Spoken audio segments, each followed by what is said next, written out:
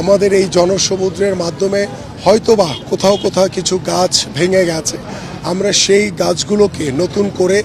সংশ্লিষ্ট কর্তৃপক্ষের সাথে কথা বলে আমরা সেখানেও গাছ রোপণ করতে চাই। এয়ারপোর্ট রোড এবং 300 ফিটের রাস্তায়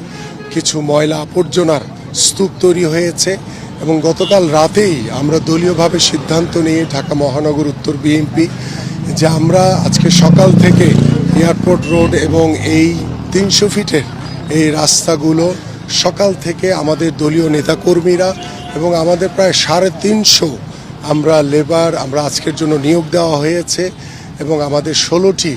পিকআপ দেওয়া হয়েছে। পাশাপাশি আমরা সিটি কর্পোরেশনকে অনুরোধ করেছিলাম যে আপনারাও আমাদেরকে সহযোগিতা করেন। আমরা সমন্বয় করে